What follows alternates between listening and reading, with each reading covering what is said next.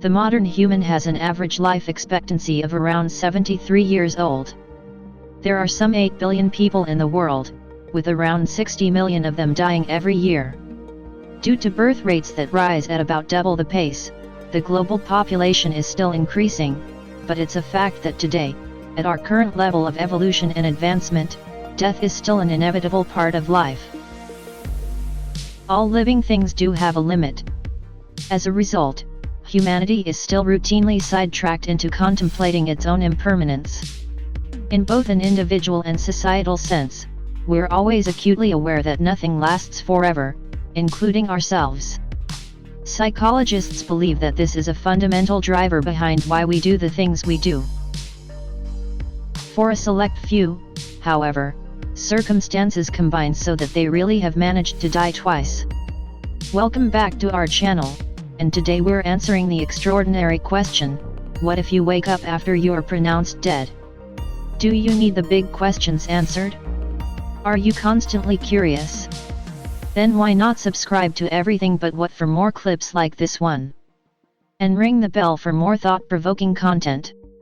Somewhat surprisingly, there are a number of ways to define death, and the clinical, absolute moment of your passing is often understood differently in different parts of the world. The discrepancies mostly boil down to either cardiopulmonary, which is essentially heart death, or brain death. When your heart stops beating, or when your brain stops functioning. The tricky aspect, however, is that the legal definition of death isn't universally set, creating something of a gray area between the two. In some cases, that gray area is partly to blame for the stories we're about to encounter. In other cases, malpractice is to blame, or simply unexpected, even unparalleled, situations. Meanwhile, the accepted signs of death can be misinterpreted, as well. Nevertheless, and whatever the reason, these are some of the most shocking examples of people waking up after they've been declared dead. First, to the case of Walter Williams, a man from Mississippi who, in 2014, was found unresponsive in his home and declared dead at the scene. A short while later, Williams was taken to a local funeral home, where embalmers began preparing his body for burial. To everyone's astonishment, however, he started moving and breathing. The medical community later attributed his resurrection to a condition known as Lazarus syndrome, where the heart spontaneously starts beating again even after failed attempts at resuscitation. What's unusual, though, is that no one's sure exactly how the Lazarus syndrome works, only that it is extremely rare. Unfortunately, Williams' second life was short-lived, as he died just 15 days after coming back around. But, in the intervening time he was reportedly healthy enough to spend it conscious and talking with his family. Next, the incredible story of Ludmila Stablitskaya.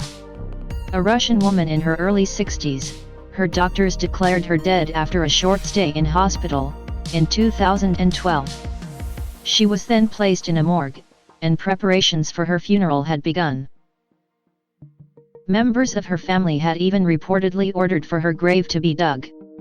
But there was a dramatic U-turn, when her daughter arrived at the hospital to say her final goodbyes, only to discover that her mother was now alive and conscious.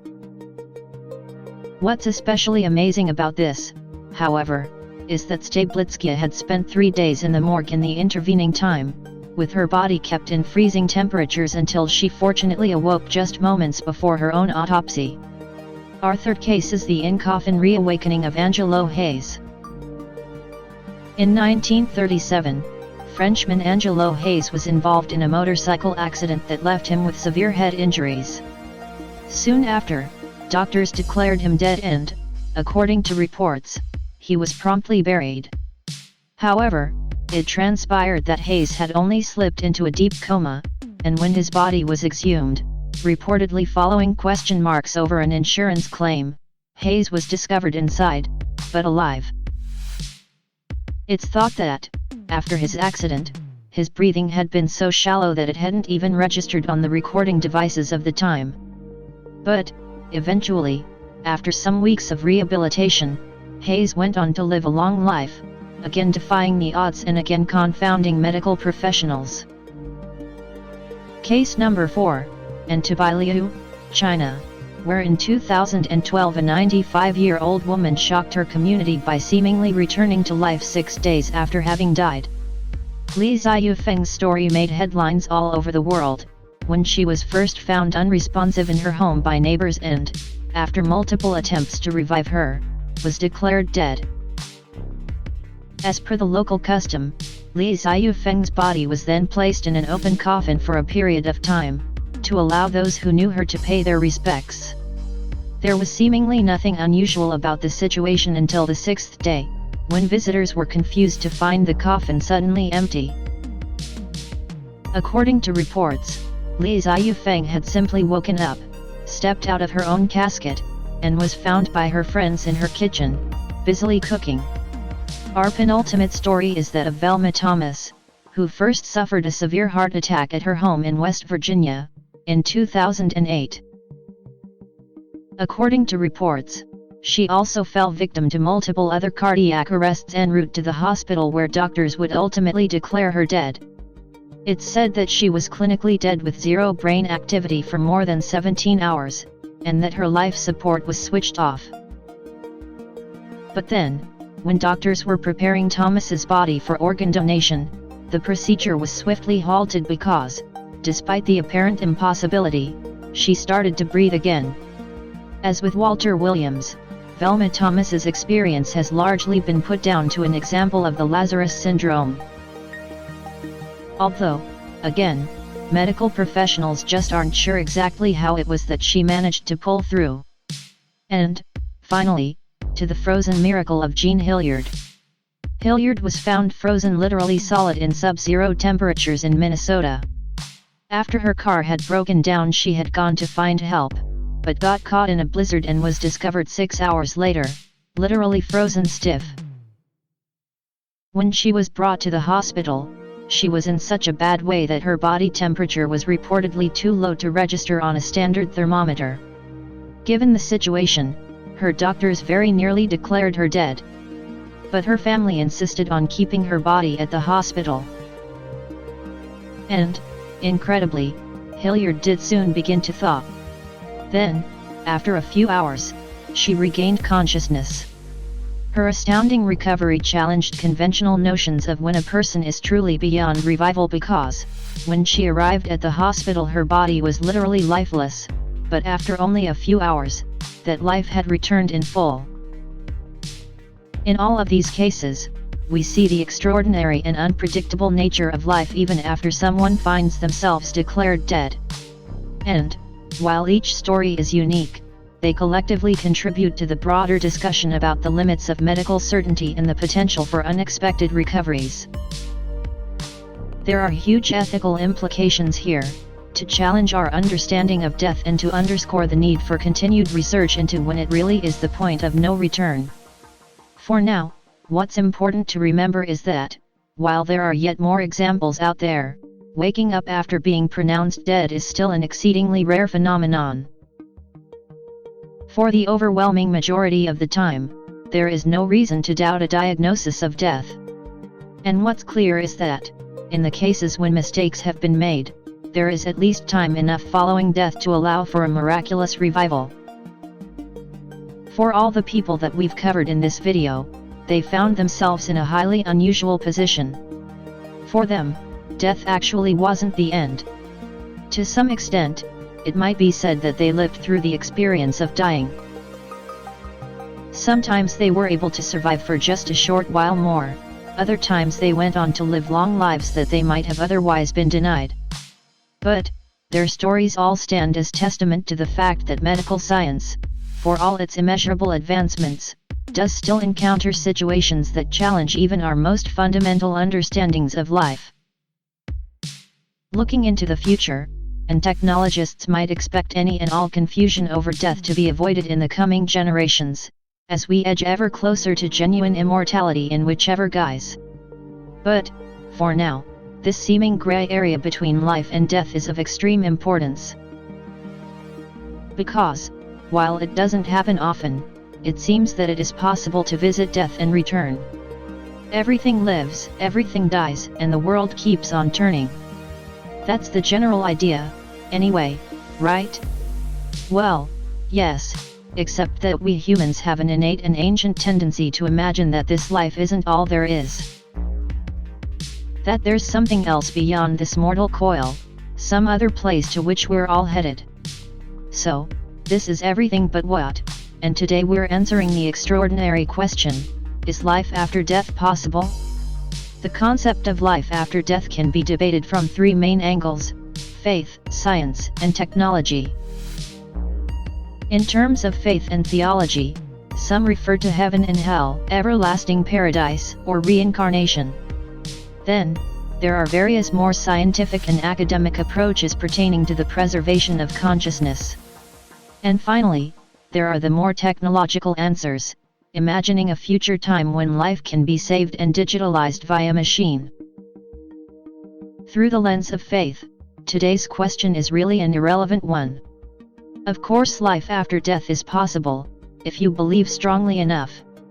With science and technology, though, the answer isn't quite so straightforward. The tricky matter of consciousness is key. It's something which has long puzzled the world's foremost thinkers, philosophers, and scientists. What is it? Where is it located? And what happens to it when our physical bodies are no more? René Descartes is usually billed as the flag-bearer for the modern debate, thanks to his belief that our consciousness is the only thing we can actually be truly certain of, the basis of his often quoted 17th century mantra, "I think, therefore I am." Fast forward to the 21st century, however, and the debate is still in full swing. In 2015, Oliver Burke-Eman asked why the world's greatest minds still couldn't solve the mystery of consciousness.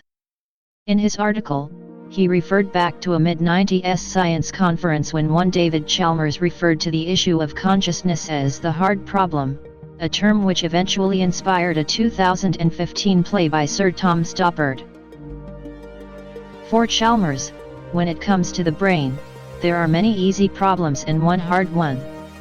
The easy problems are things like how do our senses work? And how do we remember stuff? In reality, these questions actually aren't at all simple to answer, but they're still a breeze compared to the hard problem which, for Chalmers, is, how do all of those other problems amount to experience? How is it that, yes, we see colors, feel pain, hear the waves crashing on the rocks at night, but, crucially, are left with a sense of being irrespective of all of that? But what does this scientific philosophical quandary have to do with the question at the top of today's video, is life after death possible? Well, for as long as science cannot absolutely align consciousness with a physical, material thing, with a specific part of the brain, for example, there's an argument that it doesn't need our bodies to carry on. And then, there are any number of things it could do post-body and post-brain, all of which amount to some form of afterlife. This is just one interpretation, though. For many, the expectation is that we will one day be able to definitely say that consciousness is the product of the human body, and probably of the human brain. We will one day be able to solve Chalmers' hard problem. At which point we might try to encapsulate consciousness, prolong it or create an artificial version of it to potentially live forever, more on that shortly. But, at that hypothetical, future stage, we could very confidently claim that life after death is possible. What's interesting, though, is that according to one study, we might have already measured it. In 2014, the AWARE study, an acronym for Awareness During Resuscitation, was published by a team from Southampton University in the UK. It charted the apparently conscious experiences had by those who had survived a cardiac arrest, in between the time of clinical death and their heart restarting, a period when their consciousness should have shut down. For almost half of the heart attack survivors, results suggested that there was some level of awareness post-death. They could see or hear what was going on around them, or they built memories of it, or even suffered from post-traumatic stress disorder linked to it. In all cases, to some degree, it could be said that the patients were alive after dying. But, still, the widely held expectation is that even if death is like this, even if there is a between time when a dying person is conscious of their fate, then it should only last for a few minutes. At which point the hard problem of consciousness regains its mysterious hold, and the apparent afterlife ends. It's this window between life and death, then, that science and technology most wants to open up. If there is any moment at which a person's essence of life remains even when their physical body does not, then growing numbers of people want to bottle that moment up. It may sound like a sci-fi writer's dream dystopia, but in the modern world we are trying to relocate consciousness out of organic bodies and into more reliable, less perishable ones. But, before we do this, we need a watertight understanding of what it is we're trying to move. The race is on to map the human brain. So far, we've made big steps in the right direction. In July 2019, news broke that scientists had managed to complete the connectome of a tiny species of worm. A connectome is essentially a brain map. It details every single neural connection inside a brain. And the 2019 news represented the first time we'd fully completed the connectome of any organism. Now, the structure of worm brains is something we can confidently say we know about. And it's something that we could potentially recreate over and over again.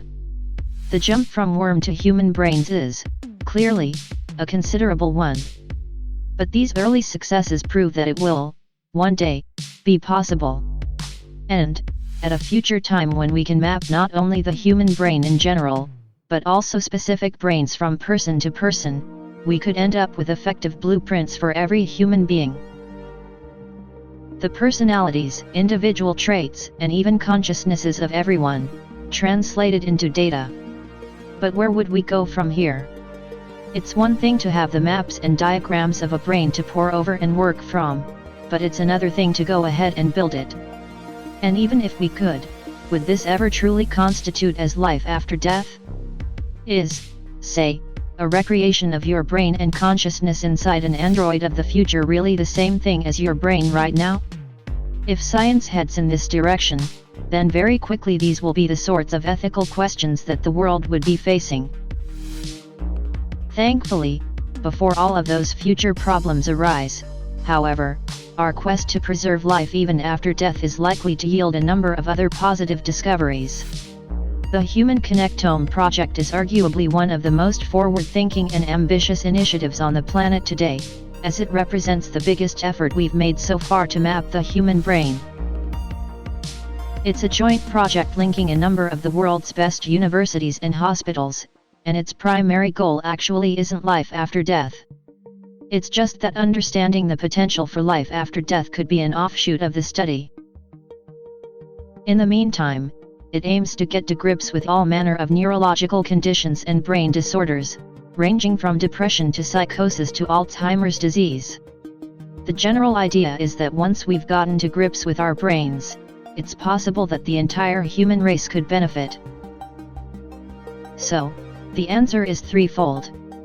The afterlives we're told about via various religions and alternate worldviews rely on faith, and for as long as you have faith, then whichever afterlife you subscribe to is deemed possible. Many scientists among us are more interested in the nature of consciousness, though, and in deciphering once and for all why, in some cases, it appears to extend until after we die, creating to some degree a life after death, once more. But finally, for the technologists in our midst, life after death will surely be possible in the future. All we need to do is successfully map the human brain, tweak our connectomes so that they can apply to everyone, and then design some sort of digital, android world in which to house them all. Which camp do you fall into? Do you view the afterlife as a concept to believe in, a science to master, or a tech breakthrough waiting to happen? Because that's why life after death is possible. What do you think? Is there anything we missed? Let us know in the comments, Check out these other clips from Everything But What, and make sure you subscribe and ring the bell for our latest content.